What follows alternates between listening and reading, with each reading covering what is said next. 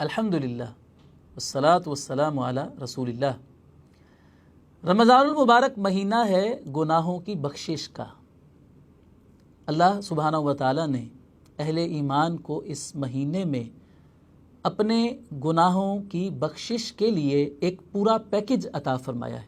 پھر بھی اگر کوئی شخص اس مہینے کو پا کر اللہ کی طرف سے موقع میسر آنے کے باوجود اپنے گناہوں کی بخشش نہیں کروا پاتا تو وہ بڑا ہی بدبخت شخص ہے۔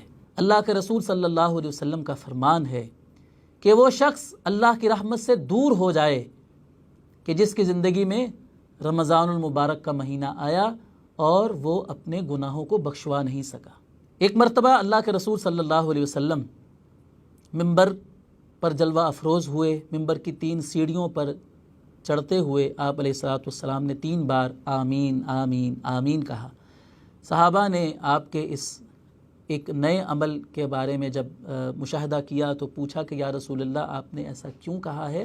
تو آپ نے فرمایا کہ جبریل علیہ السلام تشریف لائے تھے اور انہوں نے 3 دعائیں کی تھیں، تو آپ علیہ السلام نے ان دعاؤں کے اوپر آمین کہا تھا۔ ان دعاؤں میں سے ایک دعا یہی تھی کہ جس شخص کی زندگی میں رمضان المبارک آیا اور وہ اپنے گناہوں کی بخشش نہ کروا سکا تو ایسا شخص اللہ کی رحمت سے دور ہو جائے۔ تو معلوم یہ ہوا کہ رمضان المبارک کے لیے جو ایک مسلمان نے اپنا گول اور ٹارگٹ سیٹ کرنا ہے وہ یہ ہے کہ اسے اپنے گناہوں کی بخشش کروانی ہے، یعنی دوسرے لفظوں میں اس شخص کا رمضان کامیاب گزرا ہے جس کو یقین ہو جائے اس بات کا کہ اس کے گناہ بخشے گئے ہیں۔ اللہ رب العزت نے گناہوں کی بخشش کے لیے پورا سامان فراہم کیا ہے۔ رمضان المبارک کے اندر 3 بڑے بڑے ایسے اعمال مسلمانوں کو عطا کیے ہیں کہ جن کے ذریعے سے گناہوں کی بخشش کا وعدہ اللہ رب العزت نے فرمایا ہے۔ پہلا عمل ہے روزہ۔ روزے کے بارے میں فرمایا من صام رمضان ایمانا واحتسابا غفر له ما تقدم من ذنبه۔ جس مسلمان نے ایمان کی حالت میں اور احتساب سے یعنی اللہ تعالیٰ سے اجر و ثواب کی امید رکھتے ہوئے روزہ رکھا اس کے پچھلے سارے گناہ بخش دیے جائیں گے۔ دوسرا عمل ہے قیام رمضان جس کو ہم تراویح کہتے ہیں۔ اس کے بارے میں بھی آپ علیہ السلام نے یہی الفاظ ارشاد فرمائے کہ من قام رمضان ایمانا واحتسابا غفر له ما تقدم من ذنبه۔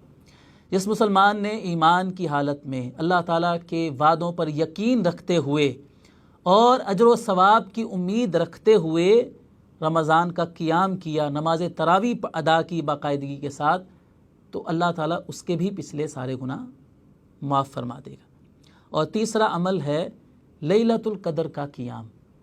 اس کے بارے میں بھی آپ علیہ السلام نے یہی بات ارشاد فرمائی کہ من قام لیلۃ القدر ایمانا واحتسابا غفر له ما تقدم من ذنبه۔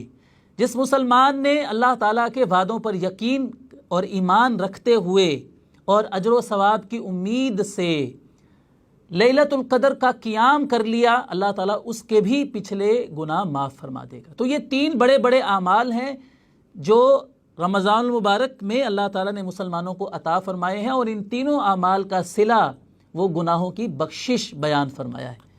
تو یقیناً بڑا بدبخت ہے وہ شخص کہ جس کی زندگی میں رمضان آ جائے اور یہ اتنا بڑا پیکج گناہوں کی بخشش کا بھی اس کو میسر ہو جائے لیکن پھر بھی وہ اپنے گناہوں کو بخشوا نہ سکے۔ تو یاد رکھیے رمضان مغفرت کا مہینہ ہے۔ اللہ تعالیٰ نے اسے ہمارے گناہوں کی بخشش کے لیے بھیجا ہے۔ تو اس میں ہم نے جہاں روزے رکھنے ہیں، قیام کرنا ہے، لیلۃ القدر کی تلاش کرنی ہے، وہاں پر ہم نے کثرت کے ساتھ استغفار کرنا ہے، استغفر اللہ کا ورد کرنا ہے، استغفر اللہ واتوب الیہ، استغفر اللہ الذی لا الہ الا هو الحی القیوم واتوب الیہ۔ اس ذکر کے بارے میں اللہ کے رسول صلی اللہ علیہ وسلم نے فرمایا کہ جو مسلمان یہ استغفار پڑھتا ہے اللہ تعالیٰ اس کے سارے گناہ معاف فرما دے گا، اگرچہ وہ میدان جہاد سے بھاگا ہوا ہی کیوں نہ ہو۔ میدان جہاد سے بھاگنا بہت بڑا گناہ ہے، تو اس وظیفے کو پڑھنے سے اللہ تعالیٰ اس جیسا بڑا گناہ جو ہے وہ بھی معاف فرما دے گا۔ استغفر اللہ الذی لا الہ الا هو الحی القیوم واتوب الیہ۔ اور ناظرین اس کے ساتھ ساتھ اس کے ساتھ ساتھ جہاں ہم نے رمضان المبارک میں اللہ تعالیٰ سے اپنے گناہوں کی بخشش مانگنی ہے، وہاں پر ہم نے گناہوں سے بچنے کی پریکٹس بھی کرنی ہے۔ یقیناً رمضان المبارک میں انسان جہاں نیکیوں کی طرف اس کی رغبت بڑھ جاتی ہے، ایک ماحول ایسا بن جاتا ہے کہ انسان دل لگا کر نیک اعمال کرتا ہے، وہیں پر گناہوں سے انسان بچتا بھی ہے۔ تو رمضان المبارک کے اندر ہم نے جہاں روزہ رکھنا ہے، صبح سے شام تک بھوکا پیاسا رہنا ہے، بھوک پیاس کو اللہ کا حکم سمجھ کر ہم نے برداشت کرنا ہے، وہیں پر رمضان المبارک کے اندر ہم نے گناہوں کو چھوڑنے کی عادت ڈالنی ہے۔ اگر ہمیں ایسا لگتا ہے کہ ہم کوئی چھوٹا بڑا گناہ کر رہے ہوتے ہیں رمضان کے علاوہ، تو یہ رمضان آیا ہے ہمارے گناہوں کو چھڑوانے کے لیے۔ ظاہر سی بات ہے کہ جب ہم روزہ رکھ لیتے ہیں تو روزے کی حالت میں ہم بہت سارے کاموں سے روزے کی شرم اور حیا کرتے ہوئے محفوظ رہتے ہیں۔ ہمارا دل کرتا ہے بہت سے غلط کام کرنے کو، جیسے عام حالات میں ہم کر رہے ہوتے ہیں، انسان کا نفس بھی اسے ابھارتا ہے، شیطان بھی اسے گناہ پر ورگلاتا ہے، لیکن انسان روزے کی شرم اور حیا کرتے ہوئے وہ گناہوں سے محفوظ رہتا ہے۔